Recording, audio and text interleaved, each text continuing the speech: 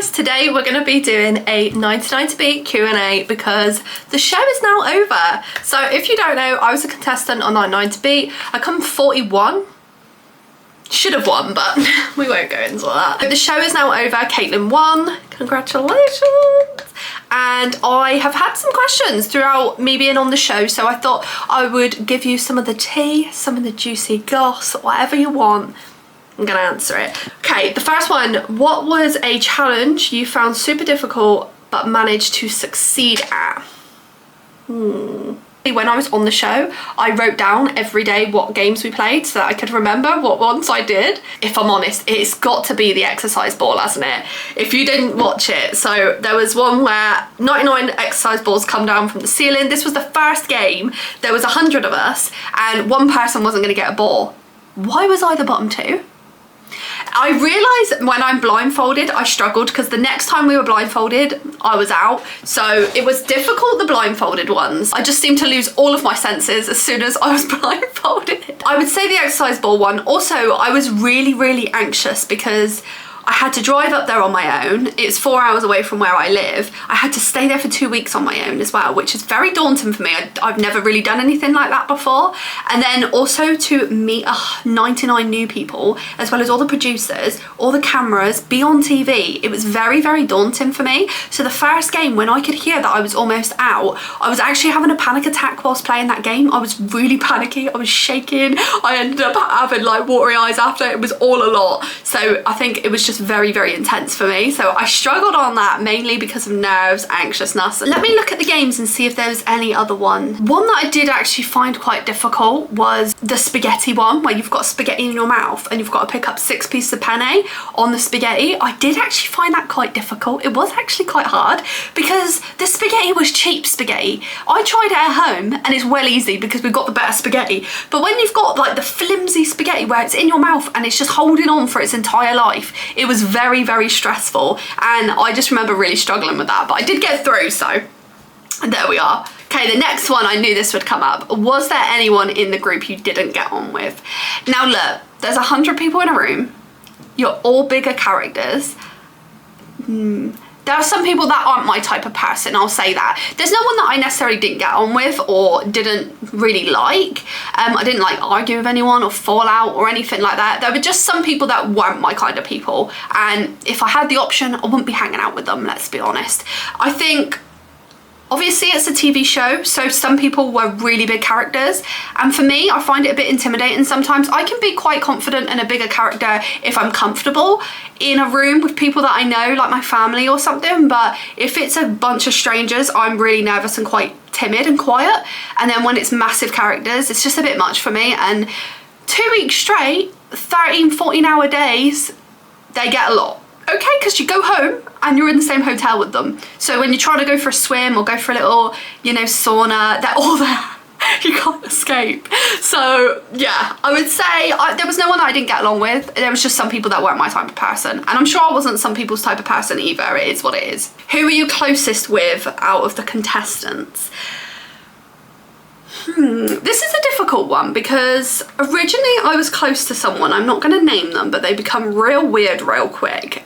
They just become really like mumsy and start telling me what to do, and I'm not really for that. So I stopped talking to them, but I was really close with them at the beginning. And then after that, I become really close with Amir, who was next to me in the circle with the long hair. I become very close with him. He was like my closest person, I would say, at the time. I don't really talk to him much anymore, but he's got his own YouTube channel as well. And we just got along well. I think when you're stood in the circle, you're in there for hours and hours at a time. So you just get to know the person next to you naturally. The other person next to me, Fred, I really got along with him too. Caitlin, the winner, I was actually quite close with her, especially since out of the show we've become quite close. FaceTime quite often. There were a lot of cliques. So there's like a room that it's like a holding room where you go during the setups of other games, and while you're waiting, when you're in there in the morning, when you're having lunch, you're in like this holding room, which isn't a huge room, so you're all quite close, but there were clear cliques. So there was like certain groups that were kind of friends and wouldn't really speak much out of their group, if that makes sense. So a lot of people I didn't really get to talk to or get to know much. But I would say I wasn't really in a clique. I was kind of like a floater. So I just sort of kind of got along with most people and just chatted a bit to everybody rather than just putting myself into one type friendship group, if that makes sense. I've never really fit into a clique like that. I'm just really not that type of person. The next one, did you try promote your business to others? I never really do that, to be honest. I obviously told them I made earrings and stuff. They all knew I made earrings because there were 3 Charlies on the show, which was well annoying, and people tried to separate who was who. So I was kind of the jewelry Charlie, earring Charlie, whatever. So everyone knew about my earrings. Plus when they complimented my earrings, I said, oh, I made them and stuff. And everyone talks about their jobs and that. You'd be surprised how much time you spend with each other, which is why I think when you watch it on TV, maybe like Deal or No Deal and stuff, like my boyfriend gets so annoyed because he's like, you don't know each other. But actually in the show, like you really do get to know each other because you're with each other so much. And I think there's so many ups and downs in the games. Like when you go through, honestly, the adrenaline when you get through a game is actually so high. I could never explain it, but it's so high. So when you get through, they're the people that are around you, so you just run and jump on whoever's closest really and hug them and get excited. So I think you go through a lot of emotions together, so you get bigger bonds quicker. But no, I didn't necessarily try to promote my earrings. I just wore the most creative ones that hopefully people would ask.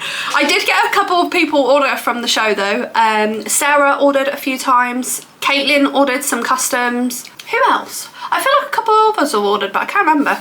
The next question, are the other contestants all lovely? Did you not get along with anyone? So kind of the same question as before. Everyone was generally quite nice. It was a good group of people. And for the most part, everybody did actually get along quite well. Next one. Are Ryan and Adam Thomas as fit in person? Now, I won't comment on that because I get a Megan, okay? I'm loyal, but I don't even find them that attractive if I'm completely honest. I actually thought Ryan was the more attractive one, but then seeing him in person, I would say Adam probably, but mainly because he's got more of a sense of humour and a bit funnier, I guess. But you know, I got to talk to him a couple times. I was right in front of the podium that they were on, so when Ryan would never talk to anyone, he was always walking off, but Adam would always come down and chat to us for a bit. So I did get to talk to them a few times and they are actually very nice. Next one is, how long before the show did they let you know you were cast? 5 days. 5 days! Okay, I've got a full-time job. I know I'm self-employed and I run my own business and it's my rules, but still, I need a bit of notice to get stuff sorted. If anything, I need more. I kept hassling them saying like, am I on or am I not? Because I really do need to know. And they told me 5 days before, yeah, you're going on, can you come up in 5 days? I was like, sure. Yeah, I'd love that. One thing I'm gonna say as well, I didn't know it was ITV1 prime time. I did not know that. I thought it was just some little rubbish show that wasn't really gonna be seen much, and like, that's why I just took baggy t-shirts and jeans and just thought it would be something for me to do, something to get me out of my comfort zone, something to build up my mental health a little bit so that I'm not so anxious when I'm just, in my mind, with my anxiety, I deal with it a bit differently. So for me, if I'm having an anxious day and I'm here on my own at home, I think back to when I've been away in a hotel for 2 weeks on my own, and I'm like, it's really not that bad actually. The next question is, how many rounds of interviews did you have to go through? I can't remember. I think it was 2 or potentially 3. I know I had a phone call with the producer, she's called Caitlin. I had a phone call with her and then I had a video call with her, and I think that was it. Then they sent that off to the producers, and then the producers have to kind of fight your case to get you on. The senior producer actually got me on, so that was pretty cool. And he was in my live the other day on TikTok, which is really weird and pretty cool. So yeah, he was the one that actually ended up getting me on because he told me when we were doing an interview in like the diary room sort of thing. I will say, in the diary room, it wasn't called that, I don't know what it is, but it's kind of like Big Brother where they have the diary room, you go in. We went outside of the studio and it's like in this tent thing, and you go in the tent and then it's like all black, there's a camera, and there's like one of them, you know, like if you go into a photo booth, there's like one of them little stool things. You sit on the stool and there's nothing behind you but smoke.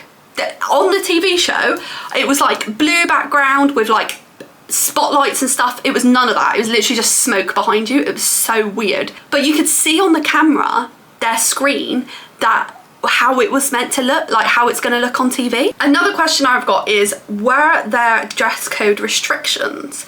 Yes, there were. Quite a lot, to be honest. You weren't allowed to wear stripes. You weren't allowed to wear black or white.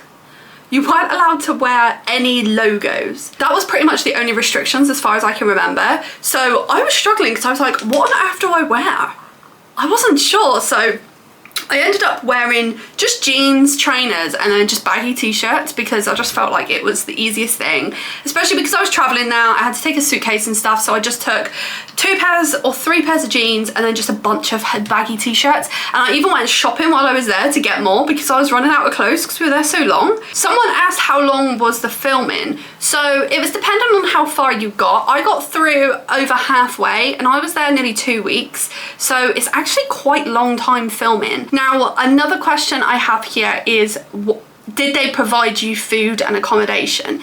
Yes, they provided everything. Most people got a train, I think, but I wanted to drive myself. I'm just much more comfortable driving, so I paid for the petrol up and back, and then they just reimbursed it later on. They also paid for the accommodation. We were in the Hilton in Reading.